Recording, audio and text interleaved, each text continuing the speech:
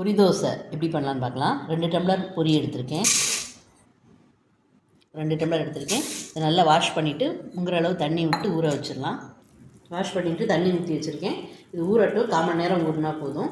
ஊறட்டும், அப்புறம் பார்க்கலாம். 2 டம்ளர் பொரிக்கு 1/2 டம்ளர் ரவை, 1/2 டம்ளர் கோதுமை மாவு போட போகிறேன். 1/2 டம்ளர் ரவையை மட்டும் தண்ணி விட்டு 1/4 மணி நேரம் ஊற வச்சிடலாம். ரவையை தண்ணி விட்டு ஊற வச்சாச்சு. 2 ஊறட்டும், 1/4 மணி நேரம் கழித்து பார்க்கலாம். பொரி ஊறி நல்லா வடிகட்டியாச்சு. இதை மிக்ஸி ஜாரில் போட்டுக்கலாம். இதை அரைச்சின்னு வந்துடலாம். பொரியை நல்லா அரைச்சாச்சு. 1/2 டம்ளர் கோதுமை மாவு எடுத்திருக்கேன், அதையும் இதில் சேர்த்துக்கலாம். ஊற வச்ச ரவையும் இதில் போட்டுக்கலாம். ஊற வச்ச ரவையும் சேர்த்தாச்சு. நைஸாக அரைச்சின்னு வந்துடலாம். பொரியோட கோதுமை மாவு ரவையெல்லாம் அரைச்சின்னு வந்தாச்சு. எல்லாத்தையும் அரைச்சாச்சு. நல்லா ஸ்மூத்தாக இருக்குது பேட்டர்.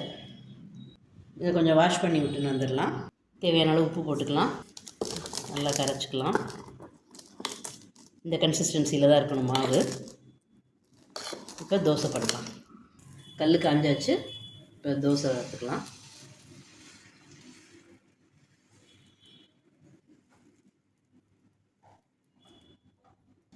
சுற்றி எண்ணெய் விட்டுக்கலாம். வேகட்டும். ஒரு பக்கம் வெந்தாச்சு. இப்போ திருப்பி போட்டுக்கலாம். 2 பக்கம் வெந்தாச்சு. எடுத்துடலாம்.